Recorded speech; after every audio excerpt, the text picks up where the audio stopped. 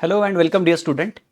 अभी बात करने वाले हैं हम मोशन इन 2D का बहुत ही स्पेशल केस जो कि है प्रोजेक्टाइल मोशन, जिसमें अगर किसी पार्टिकल को हम थ्रो करते हैं, देखिए अभी तक या तो हॉरिजॉन्टली मोशन चल रहा था या फिर मोशन अंडर ग्रेविटी चल रहा था। ये मोशन इन 2D प्लेन में उसमें भी बहुत ही स्पेशल केस जो कि प्रोजेक्टाइल मोशन से रिलेटेड है। इसमें होगा क्या, an object we will throw inclined at an angle theta with horizontal. तो ये जो है ये स्पेशल केस है और इसकी टोटल 3 केसेस होगी और तीनों के केसेस को हम लोग को एक एक करके बारी बारी डिस्कस करना है। तो ये प्लेन ग्राउंड पर सब चल रहा है। देखिए यहाँ पर मैंने क्या किया बच्चों, एक ऑब्जेक्ट ले लिया और इस ऑब्जेक्ट को विथ हॉरिजॉन्टल, समझ लीजिए एंगल कैसे मेजर किया। तो angle is measured with respect to horizontal. अगर वर्टिकल के साथ में एंगल होता तो वो मैं ध्यान में रखता, तो फिलहाल सिर्फ एक ही ट्रेंड को फॉलो करना है। तो मान लीजिए यहाँ पर कि with horizontal we are measuring the angle, so that object is thrown with initial velocity u and at an angle of theta. तो हमने सबसे पहले क्या किया, सबसे पहले u को जो है रिजॉल्व कर दिया दो पार्ट्स में। पहला तो बच्चों है u cos थीटा, क्योंकि जो एडजेसेंट होता है थीटा को that is u cos theta, और ये कंपोनेंट क्या आ गया u sin थीटा। ऐसा हम लोगों ने क्यों किया, इसके पीछे का रीजन है, समझ लीजिए। यहाँ पर ऑलरेडी मैंने पाथ दिखा दिया है, जो डॉटेड पार्ट में दिखाया ना, yes that particle will follow this path. इस पार्टिकल को ये पाथ फॉलो करना है और ये यहाँ पर आ जाएगा। अच्छा, मीनवाइल क्या होता होगा, तो सबसे पहला मेरा सवाल जो है वो ये होगा कि ये हॉरिजॉन्टली क्यों आ रहा है, हॉरिजॉन्टल डायरेक्शन में क्यों आ रहा है। दूसरा सवाल है ये ऊपर क्यों जा रहा है और ऊपर जाकर फिर नीचे क्यों आ रहा है। तो हम इसको क्या सेपरेट सेपरेट रिलेट कर सकते हैं, क्या हम ऐसे मान के चलते हैं कि u cos theta is only responsible to make it move along horizontal direction, और दूसरा u sin थीटा इसको ऊपर ले जाने की कोशिश कर रहा था। लेकिन वर्टिकल मोशन में आपने पढ़ा है कि नेचुरली अर्थ का जो ग्रेविटी होता है, यस, तो उसकी वजह से जो ऊपर जाता है वो नीचे आना चाहिए। तो वास्तविकता में ऐसा होना चाहिए था कि u sin थीटा की वजह से ऑब्जेक्ट ऊपर गया, रुका और नीचे आ गया। यही की सिचुएशन होनी चाहिए थे। But we know that along with u sin theta we have another component which is taking it along with it। ठीक है, ये इस साइड में लेके जा रहा है। तो अभी पहले अजम्पशन समझ लीजिए बच्चों क्या होना चाहिए। तो शुरुआत में देख लीजिए हम यहाँ पर क्या करने वाले हैं कि हॉरिजॉन्टल हॉरिजॉन्टल डायरेक्शन में कोई भी एक्सेलरेशन नहीं है। मतलब इसको अगर दो पार्ट में स्प्लिट करा के बोलूं मैं, तो अलोंग एक्स एक्सिस के बारे में बात करूं, अलोंग एक्स एक्सिस के बारे में बात करूं तो क्या होगा। तो एक्स एक्सिस के बारे में बात करूं तो हॉरिजॉन्टल वेलोसिटी इसका इनिशियल जो होगा वो ux होगा, जिसको मैं कह दूंगा यहाँ पर u cos थीटा। अच्छा, हॉरिजॉन्टल के अलोंग एक्सेलरेशन कोई है क्या, तो मैं इसको जीरो मान के चलूंगा। ऐसा क्यों, उसको भी समझ लीजिए। देखिए ग्राउंड से ऊपर यहाँ पर कोई ऑब्जेक्ट है और उसको मैं छोड़ देता हूँ, तो उससे क्या होगा, ऑब्जेक्ट अगर ऊपर छोड़ा है, रिलीज कर दिया, तो वो ग्रेविटी की वजह से नीचे आने वाला है, क्योंकि मुझे पता है because of acceleration due to gravity वो नीचे आएगा और उसकी स्पीड बढ़ने वाली है। तो ऐसी कोई सिचुएशन आपने देखी है क्या कि जिसमें हॉरिजॉन्टल है, टेबल है, और इस ऑब्जेक्ट को रख दिया है और वो ऑटोमेटिकली नेचुरली खुद होके एक पर्टिकुलर डायरेक्शन में मूव होना शुरू हो गया और उसका स्पीड भी बढ़ रहा है। तो ऐसी कोई सिचुएशन नहीं मिलेगी। मान लीजिए कोई किताब है, टेबल पर रख दी है, हॉरिजॉन्टल, बिल्कुल पूरा के पूरा प्लेन हॉरिजॉन्टल टेबल है, तो ऐसा कोई सिचुएशन तो नहीं होगा कि बुक रख दिया है and that book all of sudden है started to move in a particular direction, नहीं होता है। तो हम यहाँ पर मान के चलने वाले बच्चों कि हॉरिजॉन्टल जो डायरेक्शन है उसके अलोंग एक्सेलरेशन क्या होने वाला है, जीरो होने वाला है। यहाँ पर समझ के आ गया ये बच्चों, ये बहुत इंपॉर्टेंट है, ये दो चीज़ें बहुत इंपॉर्टेंट है, क्योंकि हॉरिजॉन्टल एक्सेलरेशन ही यहाँ पर जीरो बन रहा है। तो ये बहुत ही सिंपल सिंपल काइनेमेटिक्स के लॉजिक पर काम करने वाला है। काइनेमेटिक्स में भी लाइक स्पीड और डिस्टेंस वाले कॉन्सेप्ट पर एक्स एक्सिस काम करने वाला है। ऐसा मान के चलते हैं एक स्पेसिफिक टाइम पर ये ऑब्जेक्ट यहाँ पर पहुंच चुका है और इसका एक्स और वाई कोऑर्डिनेट अगर बात करें, ये वाई कोऑर्डिनेट होगा। तो इस तरीके से अगर बात करें तो वाई कोऑर्डिनेट मान लीजिए इसका जो है, और एक्स कोऑर्डिनेट इसका मान लीजिए एक्स है, और ये वाई कोऑर्डिनेट स्मॉल वाई ले लेता हूँ मैं, तो इसका कोऑर्डिनेट बच्चों आ जाएगा एक्स कॉमा वाई, राइट है, ये इसके कोऑर्डिनेट आ जाएंगे। तो हमें पता है कि एक्स कोऑर्डिनेट क्यों पकड़ रहा है, एक्स कोऑर्डिनेट क्यों बढ़ रहा है, इसके पीछे का एक ही रीज़न है। कौन सा रीज़न है, ये u cos थीटा। अच्छा, हॉरिजॉन्टल डायरेक्शन में अगर स्पीड दे दिया जाए और हम एयर रेजिस्टेंस यहाँ पर नहीं है मान के चलने वाला है, तो अगर एयर रेजिस्टेंस नहीं है तो हमें पता है if an object is in motion और कोई दूसरा एक्सेलरेशन नहीं है, राइट, रिटार्डेशन भी नहीं है, कोई एक्सटर्नल फोर्स भी नहीं लग रहा है अगर, तो इस मोशन को कंटिन्यू होना चाहिए। तो उस हिसाब से अगर बात करें, एयर रेजिस्टेंस नहीं है और एक्सेलरेशन अलोंग एक्स एक्सिस भी जीरो है, तो ऑब्जेक्ट को अगर ये स्पीड मिल रहा है तो it should have to continue with the same speed. तो होगा क्या, ये ऑब्जेक्ट कहीं पर भी जाए बच्चों, इसका हॉरिजॉन्टल स्पीड जो होगा वो उतना ही हर वक्त रहेगा। आपको दिमाग में ये बात बैठ रही है क्या, देख लो, मैं थोड़ा डिटेल में वीडियो बना रहा हूँ लेकिन इसमें कई सारे शॉर्टकट्स में देने वाला हो जो कि आपको एग्जाम में ध्यान में रखने हैं। क्योंकि अगर आप देखोगे ना तो almost very large amount of questions are been asked on a projectile motion. ये पहले इसका इतना वेटेज नहीं था, लेकिन जिस तरीके से एग्जाम का पैटर्न बदल चुका है, ज़्यादा से ज़्यादा शिफ्ट इंट्रोड्यूस हो गई है, तो डेफिनेटली एक ये होता है कि प्रोजेक्टाइल मोशन का भी वेटेज बढ़ चुका है और काफ़ी सारे क्वेश्चन आते हैं। तो जब अगर इस पे इसकी शिफ्ट में, अगर आपकी शिफ्ट में कोई क्वेश्चन आ जाए तो डेफिनेटली मैं चाहता हूँ कि आपका 100% वो क्वेश्चन इजीली सॉल्व हो जाए विदाउट कोई एफर्ट्स। ठीक है, तो कोई प्रीजम्पशन यहाँ पर नहीं रखना है, मैं कोई बहुत ही अलग से डिटेल में या कोई डेरिवेशन यहाँ पे करा के नहीं देने वाला हूँ। मेरा सिर्फ मानना यह है कि मैं सिर्फ काइनेमेटिक्स के जो इक्वेशन है बस उसी को फॉलो करने वाला हूँ। ठीक है, तो आपको क्या बताना है, तो मुझे एक चीज़ तो समझ में आ रही बच्चों, ये कहीं पर भी जाए इसका हॉरिजॉन्टल कंपोनेंट जो होगा, ये हॉरिजॉन्टल कंपोनेंट कहीं भी नहीं बदलने वाला। हॉरिजॉन्टल कंपोनेंट हमेशा क्या रहने वाला है, यू कॉस थीटा ही रहने वाला है। मैं यहाँ टॉप पोजीशन पे आ जाता हूँ, तो टॉप पोजीशन पे क्या आने वाला है, तो बच्चों यही आने वाला है, क्या आने वाला है, यू कॉस थीटा ही आने वाला है। आप इसको कहीं पर भी ले जाओ, कोई दिक्कत नहीं, कहीं पर भी ले जाओ, इसका हॉरिजॉन्टल कंपोनेंट यही बनने वाला है। चलिए, एक बात तो बच्चों क्लियर हो चुकी है कि इसका horizontal component u cos theta ही बनने वाला है। अभी बात करते हैं वर्टिकल पर। इसके पहले इसका एक्स लोकेशन निकाल देते हैं कि एक्स जो होगा कोऑर्डिनेट, ये क्या बनने वाला है।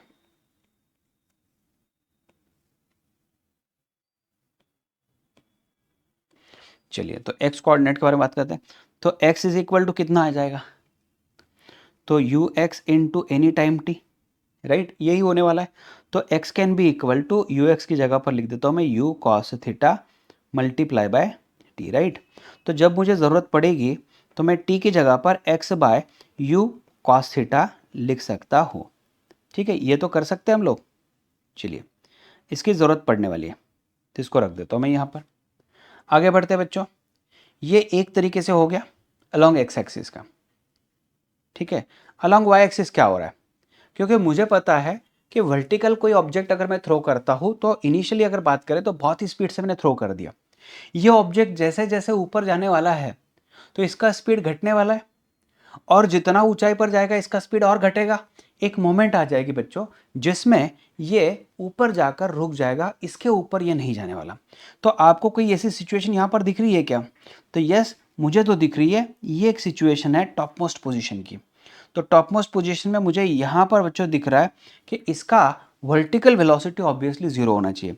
मतलब यहाँ पर अगर बात करें, इसका जो vertical y component, vertical velocity का कंपोनेंट होगा, ये पूरी तरीके से होने वाला है जीरो।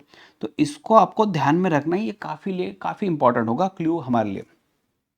देखिए, सिंपल से क्वेश्चन पूछे जाते हैं, सिंपल से क्वेश्चन बनाए जाते हैं। तो जितने पीवाईक्यूज में क्वेश्चन दिखेंगे तो मैं आपको ये प्रूव करके देता हूँ बच्चों, जो मैं बात कर रहा हूँ यहाँ पर बस इसी पर ये क्वेश्चन आते हैं और कई बार रिपीट होते हैं और कई सारे इंटरेस्टिंग फैक्टर होते हैं। देखिए, ऐसा नहीं होता है कि प्रोजेक्टाइल बहुत ही कॉम्प्लिकेटेड है, लेकिन जितने सवाल बन रहे हैं ना, वो बहुत ही बेसिक बेसिक लेवल के कॉन्सेप्ट्स को लेकर ही बन रहे हैं। तो चलिए आगे बढ़ते हैं बच्चों। तो अगर मान लीजिए मैं यहाँ पर कहीं पर हूँ, कहाँ पर हूँ, यहाँ इस जगह पर हो, तो वर्टिकल वेलोसिटी जो होगी यहाँ पर एक्स कॉमा वाई पर, इसकी वेलोसिटी वी वाई मान के चलता हूँ। ये वी वाई जो मैंने जीरो बता दिया, ये तो हाईएस्ट पोजीशन का है, एट हाईएस्ट पोजीशन। ठीक है, पैराबोलिक पाथ जो बन रहा है, जो प्रोजेक्टाइल बन रहा है, पैराबोलिक पाथ जो आ रहा है उसका हाईएस्ट पोजीशन पे वी वाई जीरो है। ओके, तो यहाँ पर वी वाई कितना आ गया एट दिस कोऑर्डिनेट, इसको कोई कोऑर्डिनेट को नाम दे देता हूँ ए, और ये हाईएस्ट पोजीशन वाला कोऑर्डिनेट जो होगा उसको मैं बी नाम दे देता हूँ। ठीक है, तो ए कोऑर्डिनेट पर किच्चो क्या बन रहा है, तो मैं यूज़ कर लूँगा v y is equal to u y plus a y t. अभी देखिए वर्टिकल मोशन में हमको डिसाइड करना होता है कि ऊपर का डायरेक्शन अगर पॉजिटिव है तो नीचे की डायरेक्शन में हम लोग निगेटिव लेना है, तो acceleration due to gravity minus g ले लेते हैं। तो v y is equal to u y की जगह पर बच्चों आ जाएगा यू साइन थीटा, और ए वाई की जगह आ जाएगा माइनस जी और ये टी। तो इस तरीके से आपको किसी भी पर्टिकुलर टाइम पर आपको वर्टिकल वेलोसिटी मिल सकती है। तो अगर y के बारे में बात करें तो use s is equal to u t plus half of a t square. तो s की जगह पर मैं y कोऑर्डिनेट डाल देता हूँ y, u की जगह पर इनिशियल स्पीड इसका देखेंगे तो u साइन थीटा ही था, है ना, यहाँ पर दिख रहा है आपको, ये इनिशियल वर्टिकल स्पीड था जिसको मैंने यू वाई बोल दिया। अभी तो मैं लिखते समय यू इनिशियल स्पीड है ना, वही लिख रहा हूँ।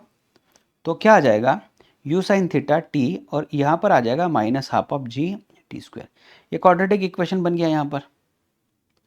अच्छा, अगर आप ये कर सकते हो, इस टाइम की वैल्यू को उठाकर यहाँ से यहाँ डाल दो, तो आपको अभी अभी इसमें मैं बहुत ज़्यादा सॉल्व करा के नहीं देने वाला हूँ, मैं सिचुएशन के हिसाब से भी फॉर्मूले आपसे लर्न करवा के लूँगा।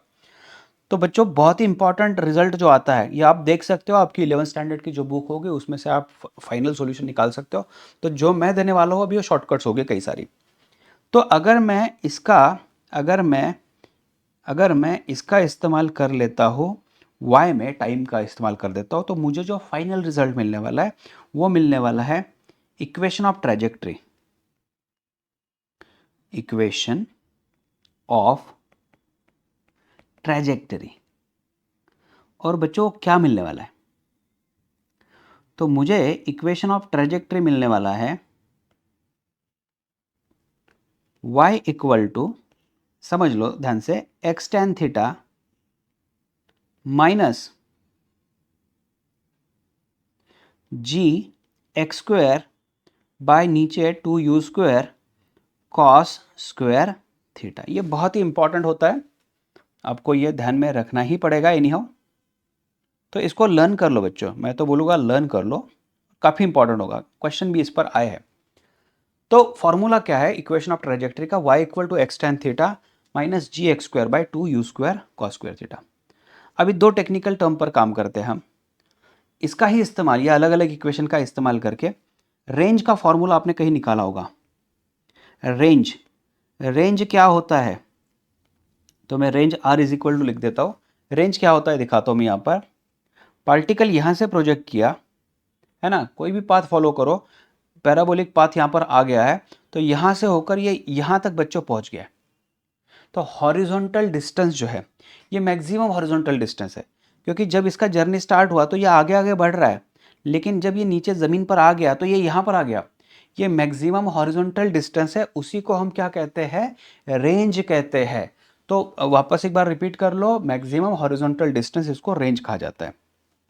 तो इसका फॉर्मूला आ जाता है बच्चों u square sine 2 theta divided by g, u square sine 2 theta divided by g, ये हो गया रेंज का फॉर्मूला,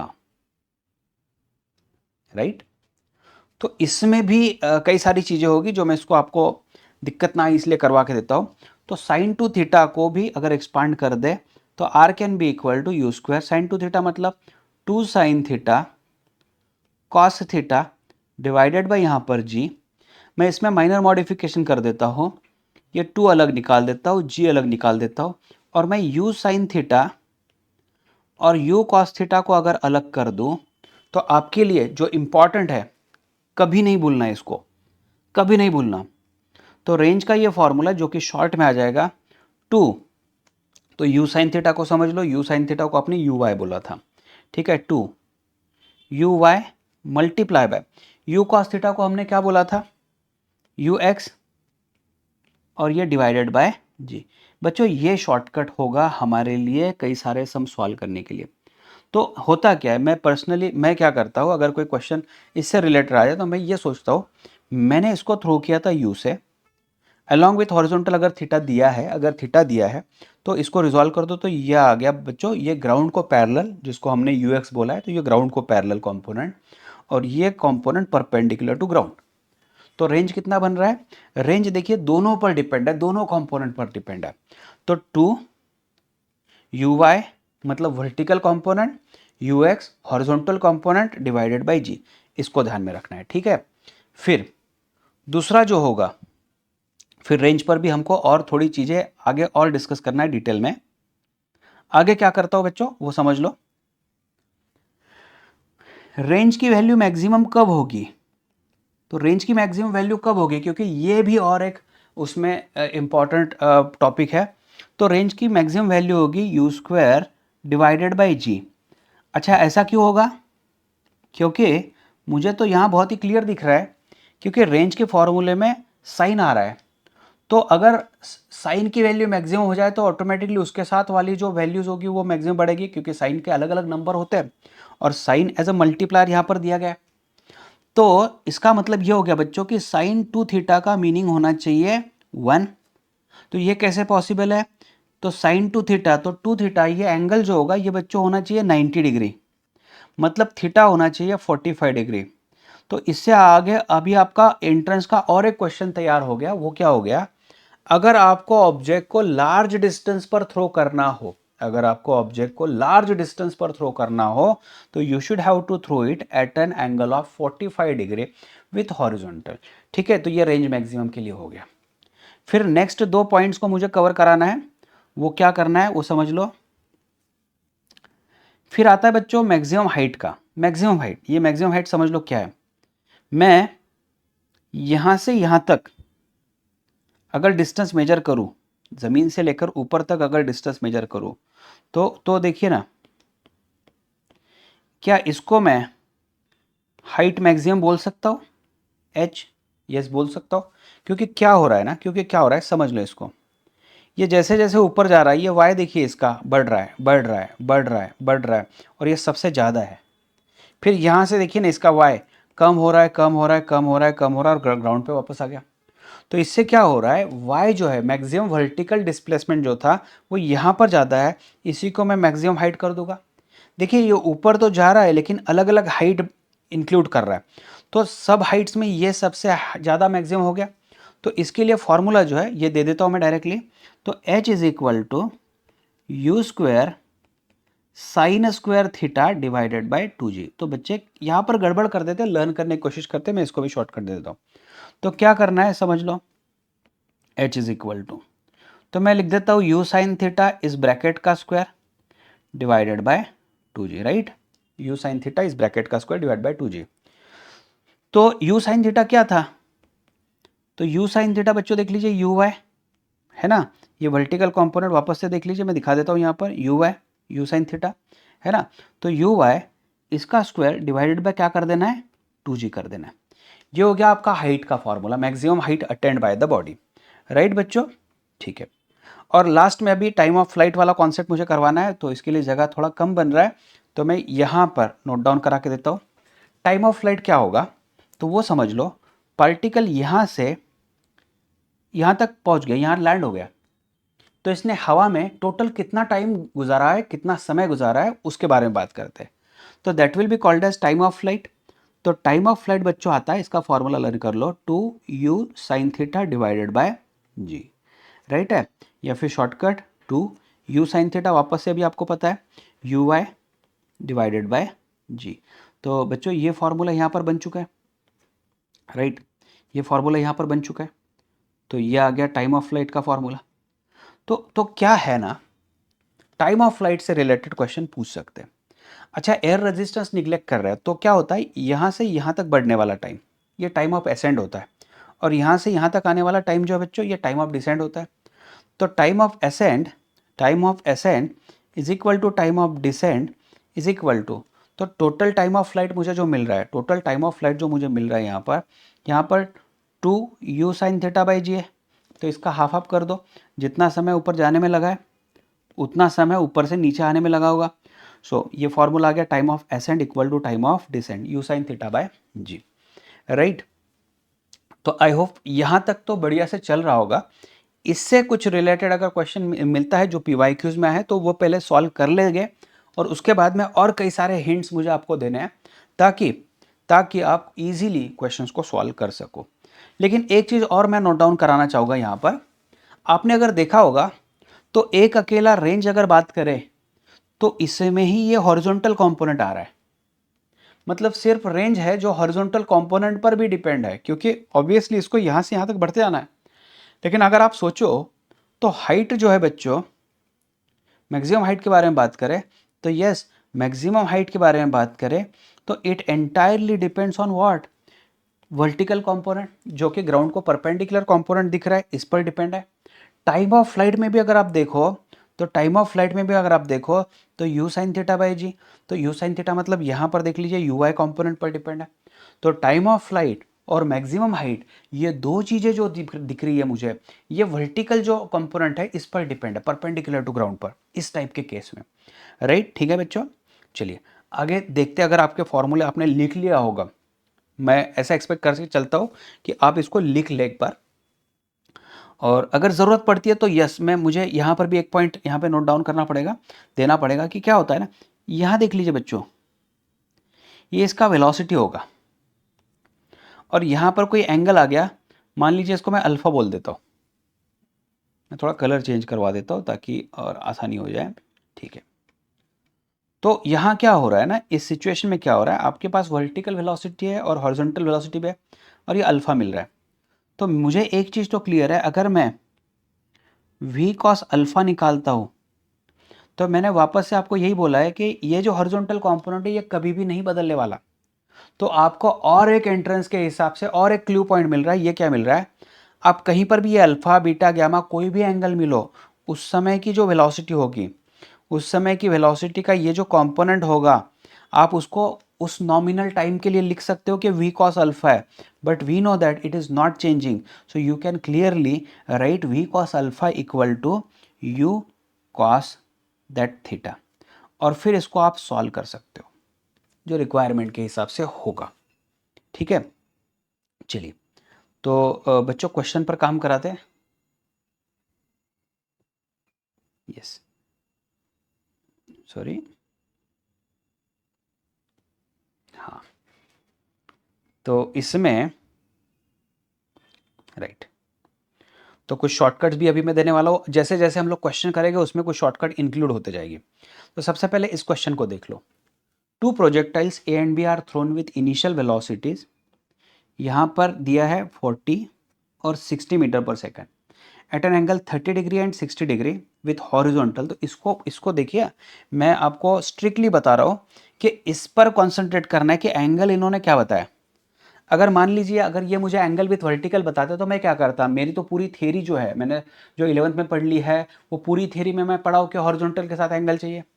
अगर मुझे कोई बता दे कि नहीं, विथ वर्टिकल ऑब्जेक्ट को थ्रो किया है, विथ वर्टिकल ऐसे थ्रो किया और विथ वर्टिकल एंगल 30 दिया है, तो मैं सबसे पहला काम कर दूंगा, अच्छा ये एंगल 30 डिग्री है तो विथ हॉरिजॉन्टल कितना होगा, 60 डिग्री होगा। तो ये माइनर चेंज होता है वो हम लोग इजीली कर सकते हैं।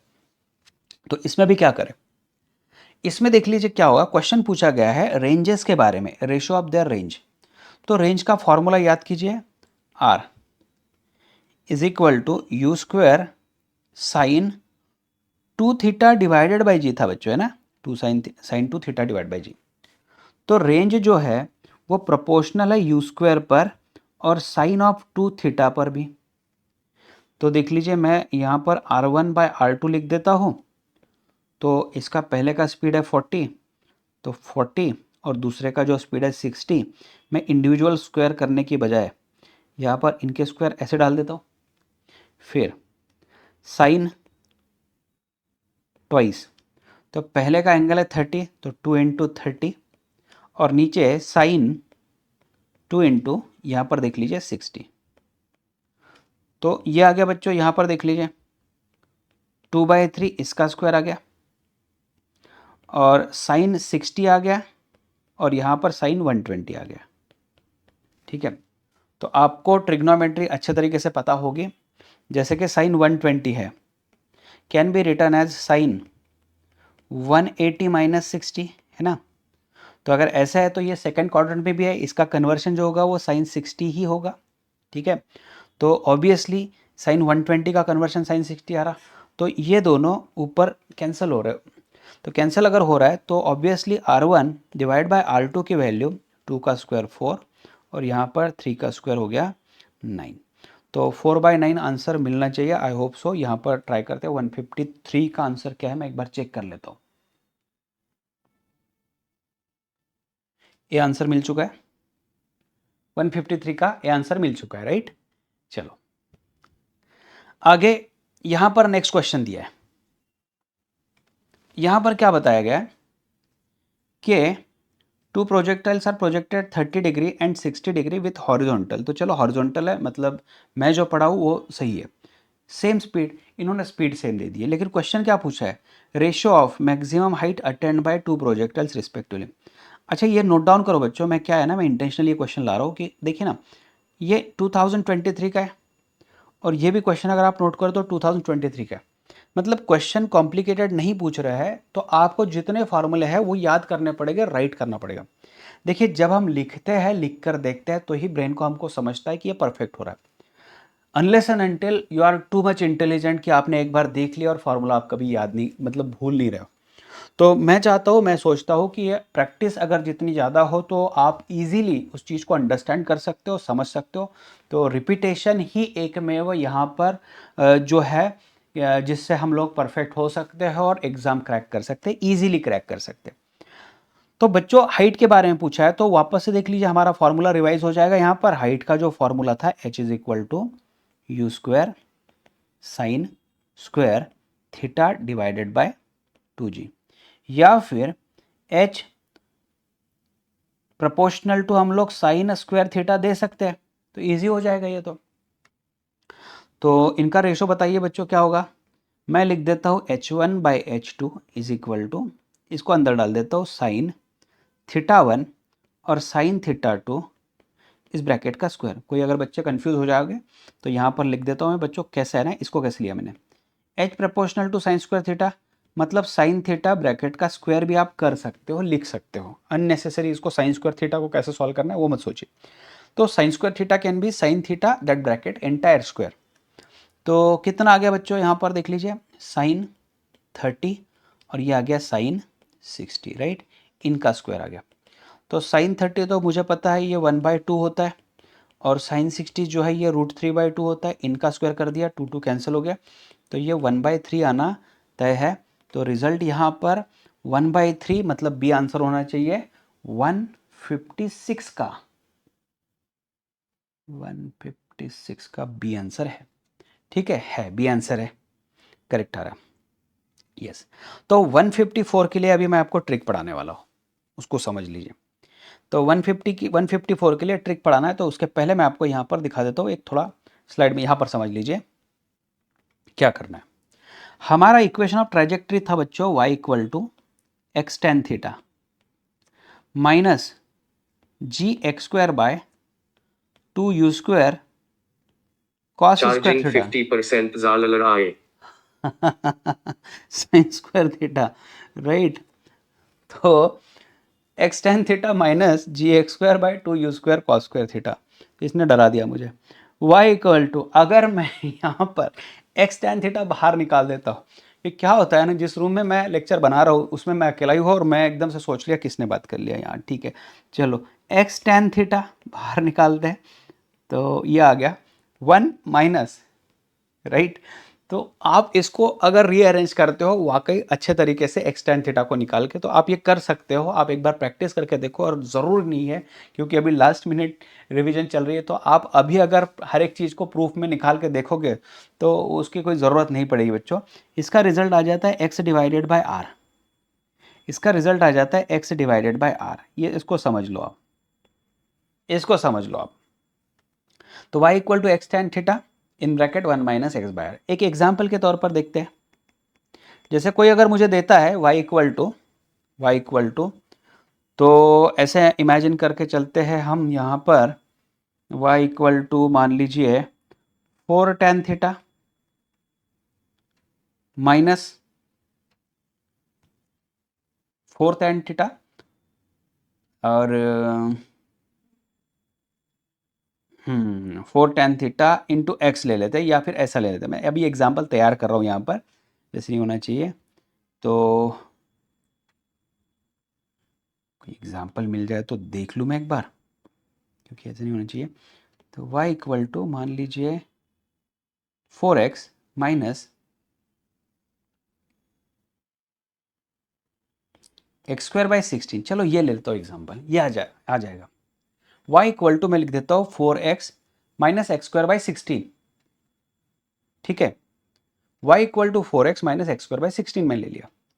और कोई मुझे पूछ ले कि सर रेंज कितना है, अभी इस इक्वेशन में रेंज, अगर रेंज का क्वेश्चन आ रहा तो ऑब्वियसली ये प्रोजेक्टाइल से रिलेटेड क्वेश्चन हो गया। तो क्या किया जाए, क्योंकि मुझे तो एंगल भी नहीं बताया है, मुझे सिर्फ एक इक्वेशन दिया है, तो कहीं ना कहीं मुझे इसको कोरिलेट करना पड़ेगा इस इक्वेशन से, और बहुत ही दिक्कत वाली चीज़ हो जाएगी कि कैसे निकाले। तो मैं बताऊँ आपको, आप ये 4x को कॉमन निकाल दो बच्चों, 4x को कॉमन निकाल दो तो अंदर आ जाएगा 1 माइनस, तो यही चीज़ आएगी। अगर 4x कॉमन निकाल दिया तो यहाँ पर x square by 16 multiply by ये 4x दिखेगा, तो is equal to 4x in bracket 1 minus, एक एक्स कैंसिल हो गया तो x बाय ये 64 आ गया। तो अगर आप इससे रिलेट कर लो तो आपको ये मिल जाएगा कि tan थीटा की वैल्यू 4 मिल रही है, ये एक हो गया। और दूसरा, अगर आप रेंज का फॉर्मूला यहाँ पर देखते हो रेंज, तो ये रेंज यहाँ पर इससे मैच हो रहा है। तो करना क्या होगा, मुझे मिल रहा है रेंज इक्वल टू 64, फिर बाकी इन्होंने मीटर सेंटीमीटर जो कोई दिया हो, एक्चुअली मीटर में ही देंगे ऑब्वियसली, तो ये इसके साथ इसका यूनिट जोड़ दीजिए। ये फॉर्मूला यहाँ तक आपका जो है बन रहा है, राइट, क्लियर हो रहा है, ठीक है। तो ये एक फॉर्मूला मैंने यहाँ पर लाके रख दिया है, ठीक है।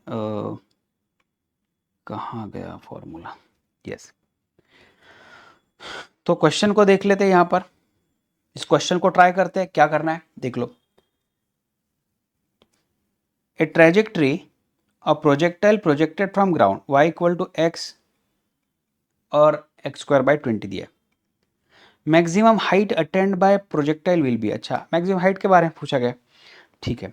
तो देख लीजिए, अगर इसको मैं y equal to x tan theta in bracket 1 minus x by r के साथ कंपेयर करूँ तो देखिए मैं इसको y इक्वल टू, अभी एक्स टेन थीटा तो क्या है, तो ये x इसके साथ 1 होगा, कोई नहीं है तो 1x बाहर निकाल देता हूँ, तो 1 माइनस यहाँ पर x बाय 20 ही बचने वाला है। आप करके देख लो एक बार। तो मुझे ये चीज़ पता चल रही है कि यहाँ पर tan थीटा की वैल्यू बच्चों मिल चुकी है 1, मतलब थीटा जो है कितना मिला 45 डिग्री, थीटा कितना मिला 45 डिग्री, और रेंज जो मिला है वो मिला है बच्चों 20। तो इन्होंने जो है मीटर में एक्सपेक्टेड आंसर है हर तरफ, तो 20 मीटर ले लेता हूँ, ठीक है। अब इससे क्या हो रहा है, इससे क्या हो रहा है वो समझ लो। तो थीटा 45 मिल गया और रेंज मिल गया 20 मीटर, लेकिन मुझे पूछा गया है मैक्सिमम हाइट। मैक्सिमम हाइट में कई बार बच्चे गलती कर देते हैं, उनको लगता है कि मैक्सिमम हाइट में जो फॉर्मूला हमारा हाइट का था h equal to u square sine square theta by 2g, तो बच्चों को लगता है थीटा 90 डिग्री रख दे। अगर बच्चे थीटा 90 डिग्री रख दे तो प्रॉब्लम क्या हो जाएगा ना, विद ग्राउंड ये ऑब्जेक्ट को ऊपर प्रोजेक्ट करना पड़ेगा। तो अगर 90 डिग्री आता है तो बच्चों ये प्रोजेक्टाइल मोशन का क्वेश्चन ही नहीं बन रहा है, ये तो वर्टिकल मोशन वाला क्वेश्चन बन रहा है ना। तो आपको मैक्सिमम हाइट का मतलब मैंने ऑलरेडी समझाया है कि जब ये ट्रेजेक्ट्री फॉलो हो रहा है तो अलग अलग वर्टिकल डिस्प्लेसमेंट जो हो रहा है उसमें से ये मैक्सिमम जो आ रहा है, बस इसी के बारे में बात करना है, ठीक है, समझ में आ रहा है। तो अभी क्या करना है, हाइट का फॉर्मूला देख लीजिए, h का formula you square sine square theta divided by 2g, you square by 2g, और देख लीजिए साइन 45 इसका मैं स्क्वायर कर देता हूँ, तो यह आ जाएगा यू स्क्वायर बाई 2g, और साइन 45 1/√2 होता है, जो कि उसका स्क्वायर 1/2 हो जाएगा, तो यह आ गया बच्चों यू स्क्वायर बाय 4g। लेकिन अभी तक मेरे पास यू स्क्वायर और g की इन्फॉर्मेशन नहीं है, तो मैं रेंज का फॉर्मूला देख लेता हूँ, क्योंकि ये जो है यहाँ पर रेंज मुझे मिल रहा है। तो रेंज का मेरे पास जो फॉर्मूला बन रहा था, रेंज का मेरे पास जो फॉर्मूला है वो है u square sine 2 theta by g, क्योंकि मुझे रेंज 20 मीटर मिल गया है, यू स्क्वायर पता नहीं है अभी भी,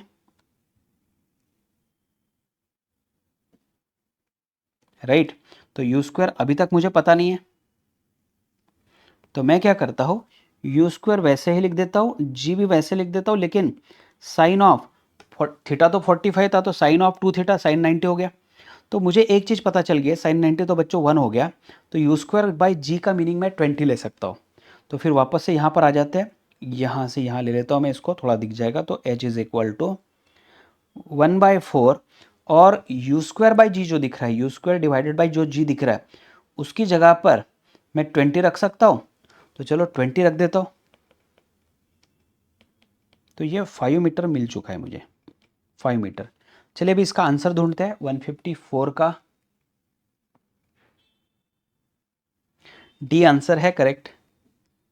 इसका आंसर इन्होंने दिया है, डी बताया है। तो डी आंसर बच्चों इसका करेक्ट आ गया, डी आंसर इसका करेक्ट आ गया, राइट। चलिए आगे चलते हैं।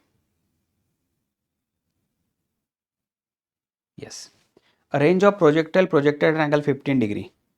ओके, तो यस इसको भी सॉल्व करते हैं, कैसे करना है।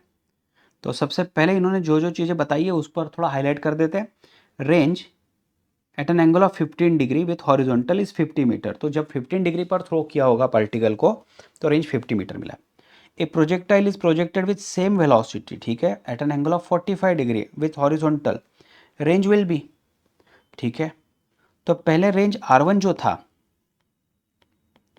वो था यू स्क्वायर साइन 2 थीटा, क्योंकि पहले तो थीटा 15 डिग्री दिया है, डिवाइड बाय जी लिख देता हूँ। तो ये यू स्क्वायर, और मुझे इतना पता है कि इन्होंने जो दिया है रेंज जो है वो 50 मीटर था, तो 50 इज इक्वल टू, तो अभी क्या करना है, अभी आपको सॉल्व करना हो तो ऐसे डायरेक्टली सॉल्व कर सकते हो, या फिर मैं मतलब दिक्कत ना हो कोई आपको तो आपको डायरेक्टली ही लिख सकते हैं। कैसे लिखना है बताओ। तो R2 इज इक्वल टू कितना आ जाएगा, यू स्क्वायर बाई जी, क्योंकि उतना ही बताया साइन, और ये 45 डिग्री है, तो 45 डिग्री है तो 2 इंटू 45 लिख देता हूँ मैं नॉमिनल। तो यहाँ पर देख लीजिए R2 डिवाइड बाय अगर R1 करता हो तो is equal to sine 2 theta, मतलब ये 90 आ गया इसका, और डिवाइडेड बाय साइन 30 आ गया। तो R2 is equal to R1 की वैल्यू कितनी है, 50 मीटर है, मल्टीप्लाई बाय साइन 91 है, और साइन 30 बच्चों 1/2, जो कि 2 ऊपर चला गया, तो 50 इंटू 2 100 हो गया। तो 100 मीटर होना चाहिए, इसका आंसर होना चाहिए यहाँ पर बी। तो 155 का आंसर बी दिया गया है, राइट। तो ऐसे आसान ही सवाल दिए हैं, आसान से सवाल दिए हैं, आप इजीली इसको कर सकते हो। फिर 158 को सॉल्व करते हैं हम। Projectile is projected at 30 degree from the horizontal with initial velocity 40, ठीक है। Velocity of projectile t equal to 2 second from the start will be, okay. कई बार ऐसे क्वेश्चन हो जाते हैं, तो इसमें पहले तो मैं टाइम ऑफ फ्लाइट को थोड़ा कोशिश करता हूँ कि टाइम ऑफ फ्लाइट अगर मिल जाए तो कई सारी हिंट मिल जाएगी, काफ़ी आसान हो जाएगा एक। तो टाइम ऑफ फ्लाइट का बच्चों फॉर्मूला आ जाएगा 2u sine theta divided by g, right. तो 2u है 40 साइन 30, क्योंकि थीटा 30 है, डिवाइडेड बाय जी की वैल्यू इन्होंने बताई है 10 ले लो। तो देख लीजिए साइन 30 1/2 है, तो ये 40 डिवाइडेड बाय 10 मतलब 4 आ जाएगा, 4 सेकेंड। अच्छा, अभी क्वेश्चन इन्होंने कहाँ पर पूछा है, एट 2 सेकेंड। तो ऑलरेडी हमें पता है कि टाइम ऑफ फ्लाइट अगर 4 सेकेंड है, तो मैंने आपको तभी डिस्कस कर लिया था कि यहाँ बच्चों ये अगर पार्टिकल जा रहा है तो इसका टाइम ऑफ एसेंड यहाँ तक जाने के लिए और टाइम ऑफ डिसेंट सेम होगा। मतलब यहाँ से यहाँ जाने के लिए इसको 2 सेकंड लगेगा, और यहाँ से यहाँ जाने के लिए, फिर आगे जाने के लिए इसको 2 सेकंड लगने वाला है। तो क्वेश्चन क्या पूछा गया, velocity of projectile at t equal to 2 second. तो हमको पता है एट 2 सेकंड ये जब मैक्सिमम हाइट पर आ गया है तो इसके पास बस हॉरिजॉन्टली कंपोनेंट बचने वाला है, क्योंकि ये थ्रो किया तब थीटा जो था 30 डिग्री था। तो 2 सेकंड बाद तो ये हाईएस्ट पोजीशन पर है ना, हाईएस्ट पोजीशन पर अगर बात करें तो यस u cos थीटा ही बचता है। तो बच्चों ux is equal to u था इसका 40 और cos यहाँ पर मुझे लिखना है 30, तो आंसर मिलना चाहिए 20 मीटर पर सेकंड। तो डी आंसर आना चाहिए 158 का।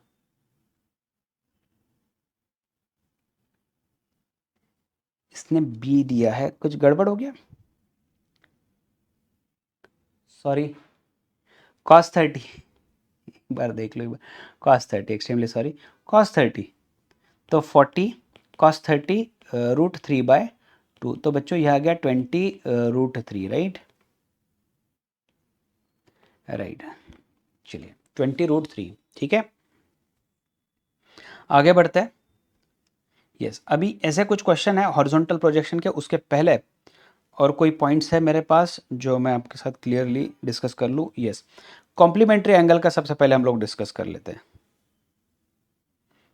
तो यहाँ पर मैं ज़रा डाल देता हूँ कॉम्प्लीमेंट्री एंगल्स के लिए। तो कॉम्प्लीमेंट्री एंगल ही बहुत ही इंपॉर्टेंट होगा, इसको बहुत डिटेल में समझना है हमको। Complementary angle,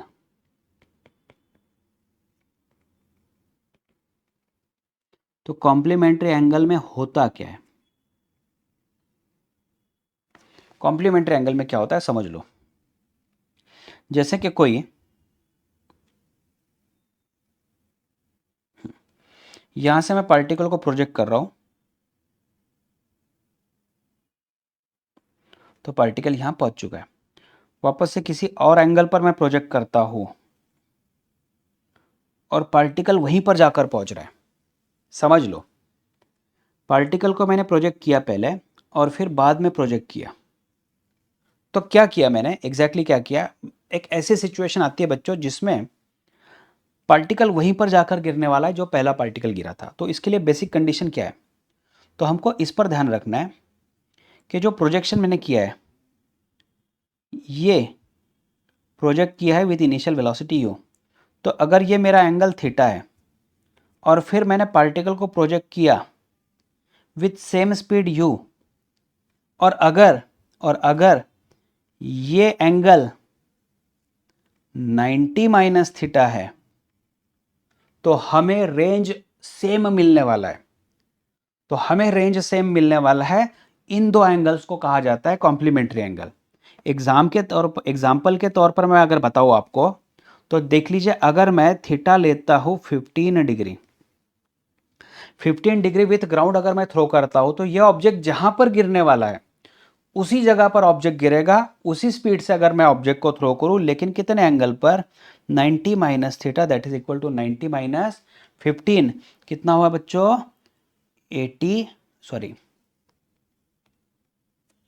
75 degree, right. तो 15 डिग्री और 75 डिग्री, ये दो एंगल कौन से हो गए? कॉम्प्लीमेंट्री। अगर मैं थीटा को लेता हूं 30 डिग्री और फिर कॉम्प्लीमेंट्री एंगल क्या हो गया इसका? 90 minus theta which is equal to 60 degree.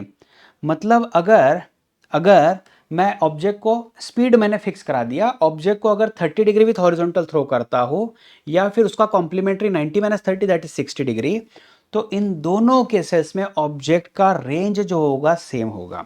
तो इसमें ये अगर फर्स्ट सिचुएशन है, ये अगर सेकंड सिचुएशन है, तो मैं बोलूँगा R1 इक्वल टू R2, दोनों का रेंज सेम है, तो कितना होगा? तो u square sine 2 theta divide by g ही लेना है। ठीक है, u square sine 2 theta by g ही लेना है। अच्छा बोलोगे अगर आप सर यहाँ पर तो 30 डिग्री और 60 डिग्री है, फिर क्या लिया जाए? तो आप अगर ये एंगल रखते हो और आपको ट्रिग्नोमेट्री परफेक्ट है, तो आपको 60 भी रख दिया जाए तो कन्वर्शन के बाद आपको थीटा ही मिलना है, 30 डिग्री का आंसर मिलने वाला है।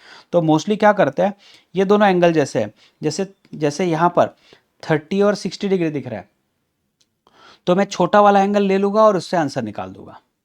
अगर मुझे 15 डिग्री और 75 डिग्री है दिखा है, तो मैं 75 का आंसर नहीं निकालूंगा क्योंकि रेंज तो उतना ही मिलने वाला है। तो बच्चों जो छोटा एंगल है 15 डिग्री है, तो इसको यहाँ पर रख दो, आंसर निकाल दो, राइट। ये हो गया, तो रेंज तो सेम हो गया। लेकिन लेकिन बच्चों क्या हो रहा है, इनकी हाइट अलग है, टाइम ऑफ फ्लाइट अलग है। तो टाइम ऑफ फ्लाइट T1 का फॉर्मूला कितना आएगा? तो 2u sine theta divided by g, और टाइम T2 कितना आ गया? तो 2u साइन, देख लो दूसरा जो है वो 90 माइनस थीटा है, क्योंकि एक अगर थीटा तो दूसरा 90 माइनस थीटा है, डिवाइड बाई जी। तो यह आ गया T2 is equal to 2u cos theta divide by g. तो इससे आगे वाला क्वेश्चन आपका क्या तैयार हो जाएगा कि अगर मैं T1 और T2 का रेशो निकालता हूँ, T1 और T2 का रेशो निकाल देता हूँ, तो मेरे पास आंसर आने वाला है, T1 और T2 का रेशो आंसर आने वाला है tan थीटा। ये एक रिजल्ट मुझे ध्यान में रखना है, ये एक रिजल्ट मुझे ध्यान में रखना है, T1 और T2 का रेशो tan थीटा, राइट। और दूसरा जो आएगा, आप T1 और T2 का प्रोडक्ट करा के देख सकते हो। जैसे मैंने यहाँ पर ऑलरेडी कुछ चीज़ें लिख के रख दी थी ताकि आपको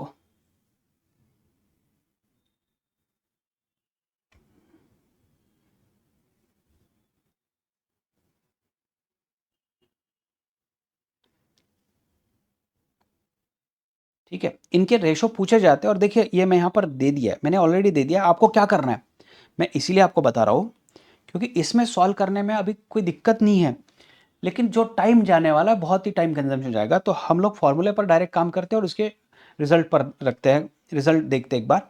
तो T1/T2 तो tan थीटा आ गया और T1 T2 का प्रोडक्ट आपको ट्वाइस आर बाई जी ध्यान में रखना है, आप करके देख सकते हो, दोनों वैल्यूज रख के देख सकते हो, एडजस्टमेंट करके देख सकते हो। तो ये बच्चों ऑलरेडी लास्ट ईयर की JEE में आ गया, ये क्वेश्चन पूछा गया है, लास्ट ईयर 2 साल पहले का क्वेश्चन पेपर था, तो मैं एक बार देख लूँ, शायद ये 2 साल पहले ही क्वेश्चन पूछा गया है। इनके प्रोडक्ट के बारे में डायरेक्टली ही क्वेश्चन वो था,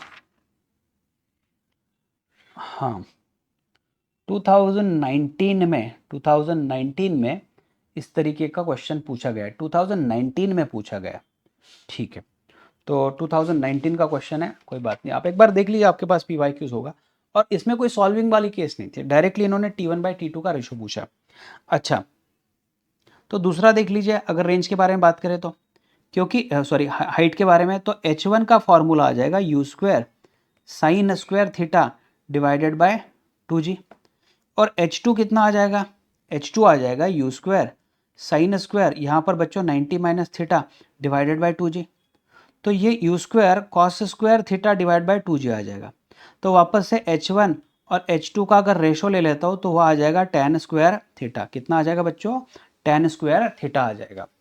और H1 H2 का प्रोडक्ट जो होगा, तो मैंने यहाँ पर दे दिया है, ये भी क्वेश्चन आ चुका है, तो H1 H2 का प्रोडक्ट लिखने से बेटर मैंने यहाँ पर दे दिया कि R = 4 रूट, तो यहाँ पर R² डिवाइड बाई 16 आएगा, ये सॉल्व करके देखना है या प्रैक्टिस करके देखना है या कहीं ना कहीं आपको मिल जाएगा।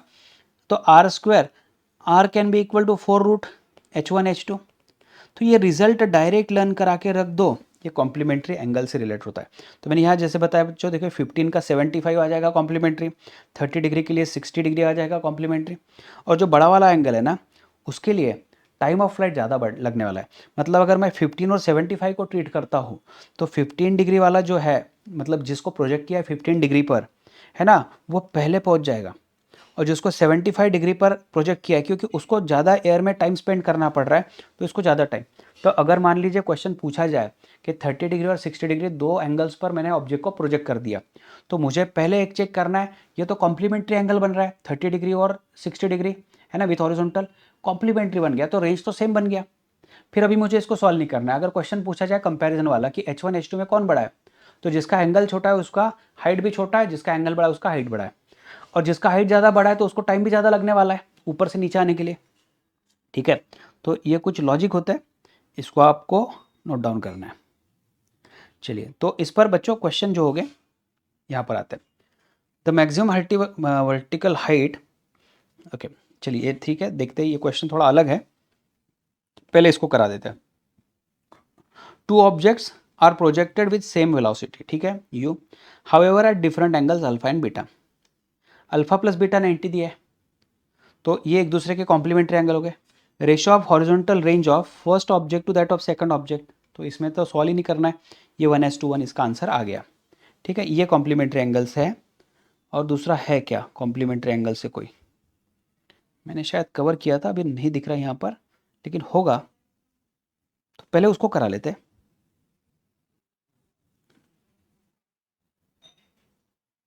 ठीक है, या इतने ही कवर करा के लिए मैंने, तो चलिए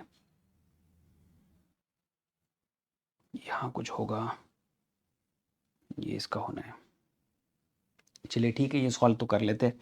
आया है क्वेश्चन तो, the maximum vertical height to which a man can throw ball is 136 metre, maximum horizontal distance up to which he can throw the same ball. अभी मैक्सिमम वर्टिकल हाइट बताया गया है, ये प्रोजेक्टाइल वाला नहीं है। तो पहले इन्होंने क्या किया, कोई ऑब्जेक्ट, कोई व्यक्ति है, उसकी क्षमता है और ये ऑब्जेक्ट को ऊपर थ्रो कर सकता है। ये ऑब्जेक्ट जो है बच्चों यहाँ पर 136 मीटर तक जा सकता है, ऐसा इनका मानना है।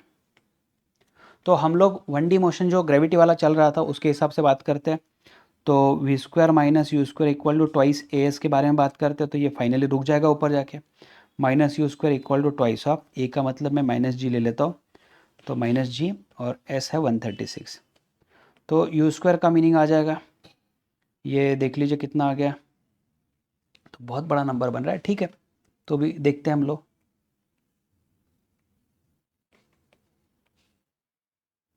हाँ, माइनस माइनस प्लस हो जाएगा, तो यू स्क्वायर की वैल्यू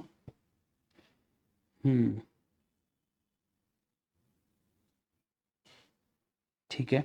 मैक्सिमम हॉरिजॉन्टल डिस्टेंस, तो रेंज आर मैक्स चाहिए मुझे, तो आर मैक्स तो यू स्क्वायर बाई जी ही बनने वाला है, u square sine two theta by g. तो रेंज मैक्सिमम क्या होती है, तो थीटा 45 डिग्री लेना पड़ेगा, तो sign to 45, 2 multiply 45 that is sine 90। ठीक है, तो ये 2720 डिवाइडेड बाई जी मतलब 10, तो 272 मीटर ही बनने वाला है, राइट है। तो 160, क्वेश्चन नंबर 160 पे डी आने वाला है, राइट। अच्छा, काइनेटिक एनर्जी के सवाल को भी कवर करना है मुझे, तो मैं यहाँ पे आ जाऊँगा।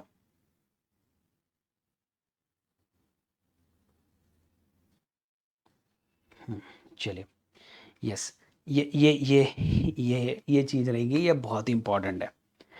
हाँ, ये बहुत इंपॉर्टेंट है, आपको इसको नोट डाउन करना है। एनी हाउ, क्या चीज़ है समझ लो। प्रोजेक्टाइल मोशन की रेंज अगर आर है and R is n times h, अगर इन्होंने बताया R is n times h, आपको पहले ढूंढना पड़ेगा R is n times h है क्या। तो अगर है तो आपको दूसरा रिजल्ट ध्यान में रखना है, tan theta equal to 4/n। कैसे, तो इसका एग्जाम्पल दिया है, एग्जाम्पल देख लीजिए। If are equal to 4h, इन्होंने बताया कि रेंज इज 4 टाइम्स एच, या फिर range is like 2 times H, ऐसा कुछ अगर इन्फॉर्मेशन दी है, range is 2 times H, range is 4 times H, right.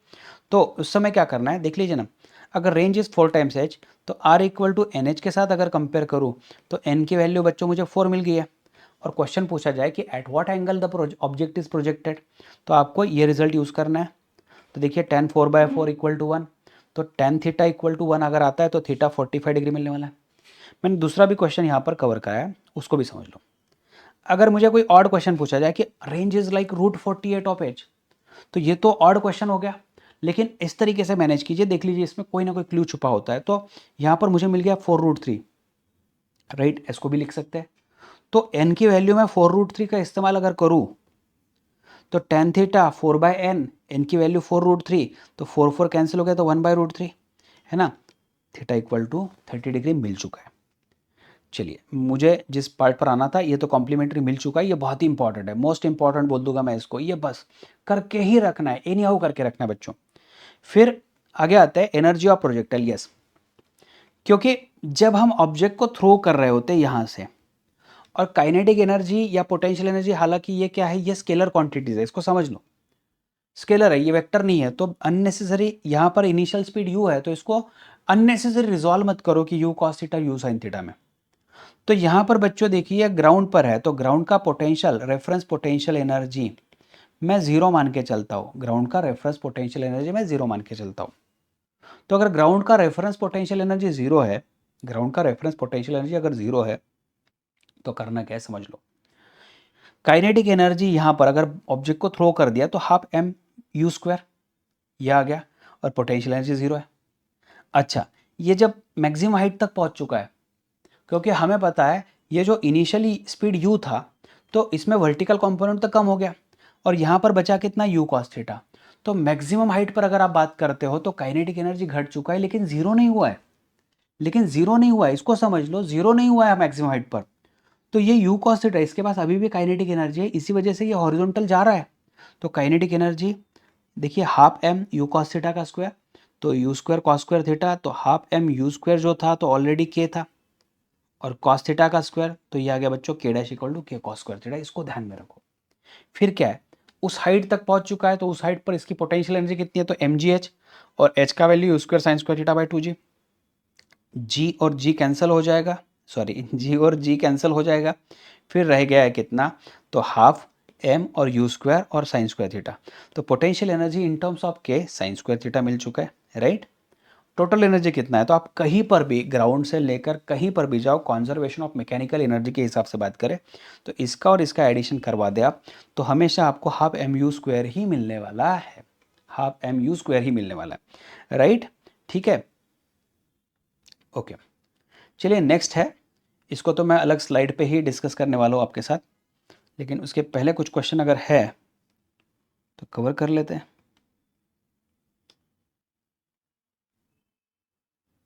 Bomb dropped, इसको तो आगे करना है।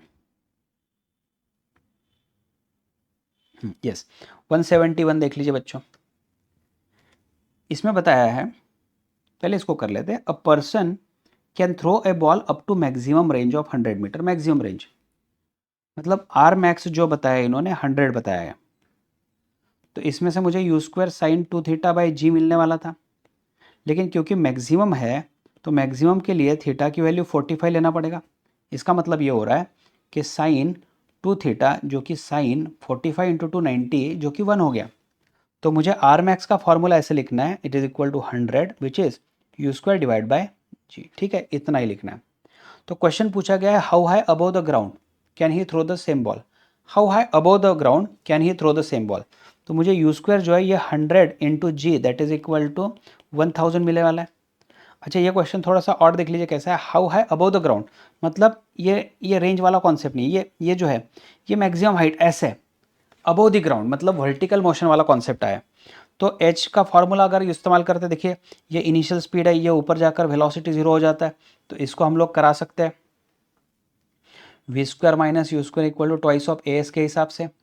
तो ये ऊपर जाके 0 हो जाएगा। यू स्क्वायर आपके पास बच्चों 1000 है, ट्वाइस ऑफ ए का मीनिंग माइनस जी तो ले लिया मैंने, और एस की जगह पर एच ले लेता हूँ, तो ये तो कैंसिल करवा दिया इसके साथ। तो एच की वैल्यू आ गई है मेरे पास 50, तो 50 मीटर मिलना चाहिए। 171 का आंसर बी मिल चुका है 50, राइट। ओके अच्छा चलिए पहले हॉरिजॉन्टल प्रोजेक्शन पर काम करते हैं। हॉरिजॉन्टल प्रोजेक्शन पर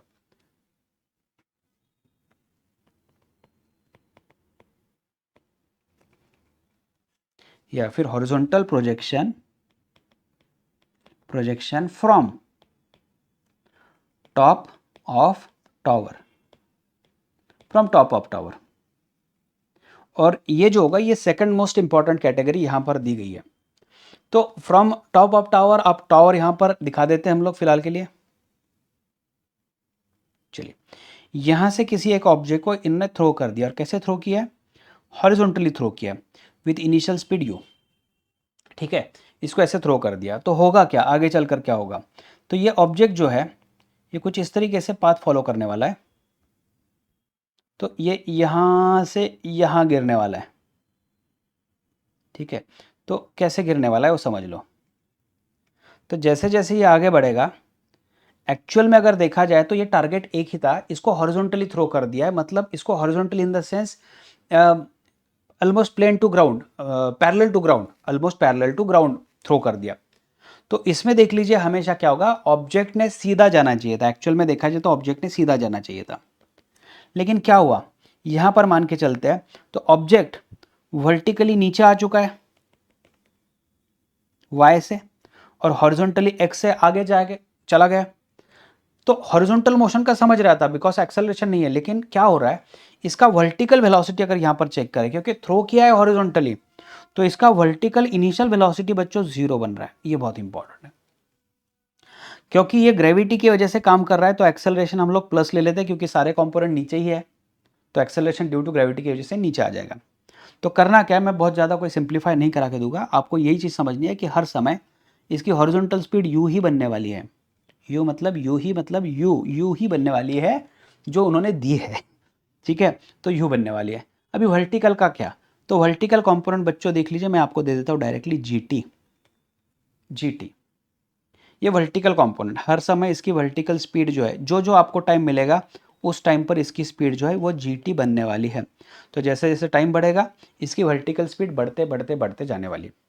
तो सबसे अगर नीचे बात करें तो यहाँ पर क्या आने वाला है, यहाँ पर जो वेलोसिटी बनने वाली है that v is equal to root of u square, क्योंकि हॉरिजॉन्टल था, प्लस ये क्योंकि ग्रेविटी के अंदर फ्री फॉल वाली कॉन्सेप्ट के हिसाब से बात करें तो जी टी इसका स्क्वायर। ये ध्यान में रखो, अभी आपको नहीं करना है इस समय, ये समय ऐसा नहीं है कि आप पूरा डिराइव करो और करते बैठो। मैं जो बता रहा हूँ वो एग्जाम पॉइंट ऑफ व्यू आपको समझ लेना है।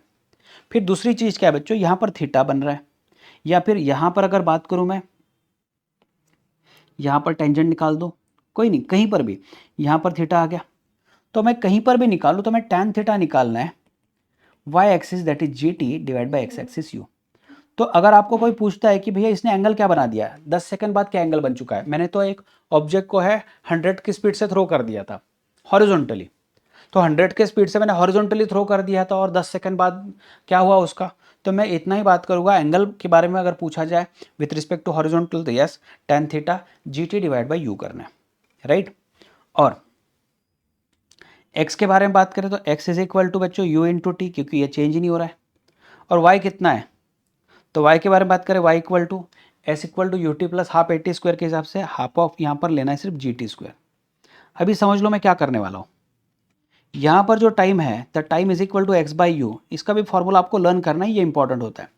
तो टाइम को यहाँ इसमें रख दो तो आपको एक फॉर्मूला मिल जाएगा y इक्वल टू, आप सॉल्व करके देख लेना, g x square by two u square. ये बहुत ही महत्वपूर्ण फॉर्मूला है आपके लिए और कई सारे सवालों के जवाब आपको दे सकता है easily. y equal to g x square by two u square.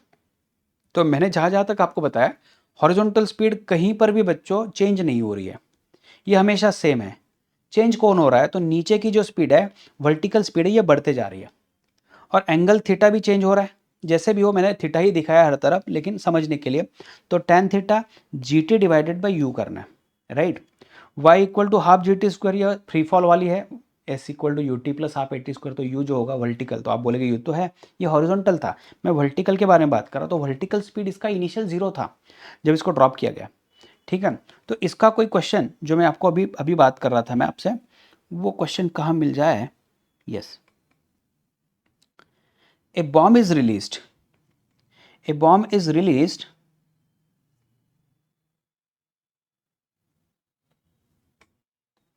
released from an aeroplane flying at the speed of 720 kilometre. अभी एरोप्लेन, हालांकि एरोप्लेन है, एरोप्लेन फ्लाई हो रहा है कुछ इस तरीके से, 720 का स्पीड है, मतलब इसका जो हॉरिजॉन्टल स्पीड है 720 मल्टीप्लाई बाय 5/18 है ना, किलोमीटर पर आवर का कन्वर्शन करना है मीटर पर सेकंड में। तो बच्चों ये आ गया 200 मीटर पर सेकंड से, ये हॉरिजॉन्टल जा रहा है। इसने बॉम्ब को रिलीज कर दिया, हालांकि बॉम्ब को रिलीज कर दिया तो कोई दिक्कत नहीं, रिलीज कर दिया, लेकिन दिक्कत क्या है कि बॉम्ब को रिलीज कर दिया, बॉम्ब को थ्रो नहीं किया, बॉम्ब को रिलीज किया है। तो जब रिलीज किया तो ये ऑलरेडी एरोप्लेन के साथ उड़ रहा था, तो बॉम्ब को स्पीड कितना मिला है, यस, बॉम्ब को स्पीड जो है यू मिला है 200 मीटर पर सेकेंड, यस, जो एरोप्लेन का स्पीड था। तो वही किस्सा हो गया जो हमने हॉरिजॉन्टल प्रोजेक्शन के बारे में बात किया, तो ये यहाँ पर कहीं पर आ जाएगा। अच्छा, क्वेश्चन में क्या क्या चीज़ें बताइए उसके हिसाब से बात कर लीजिए। ये एरोप्लेन जो है ये 8000 मीटर ऊपर है, मतलब y जो है वो 8000 मीटर है। क्वेश्चन पूछा गया at what horizontal distance from initial position the aeroplane it strike the ground, मतलब ये x के बारे में पूछा है। तो मैंने अभी आपको शॉर्टकट तैयार करके दिया था, y equal to g x square by two u square. तो y है 8000, g मैं ले लेता हूँ 10, एक्स स्क्वायर और 2 स्पीड है 200, तो 200 का स्क्वायर मतलब 4 और 10⁻⁴ ले लेता हूँ, तो ठीक है। राइट, यही आना चाहिए। तो बहुत बड़ा नंबर आने वाला है, चलिए ठीक है, देख लेते तो भी क्या होता है। तो ये आता है, ये 1 0 इसके साथ अगर कट करवा दूँ तो 10⁻³ आ जाएगा, तो 8000 और ये इसका कैलकुलेशन इधर 8000 is equal to x square, तो x की वैल्यू बच्चों आ गई 8000 मीटर, 8000 मीटर, राइट। x की वैल्यू आ गई 8000 मीटर, तो 8000 पर ये गिरने वाला है, ठीक है। तो इस तरीके से ये प्रोजेक्शन वाली चीज़ें यहाँ पर आप ले सकते हो। कोई एडिशनल क्वेश्चन अगर और करना है तो देखता हूँ मैं, अगर कोई है तो यहाँ पर।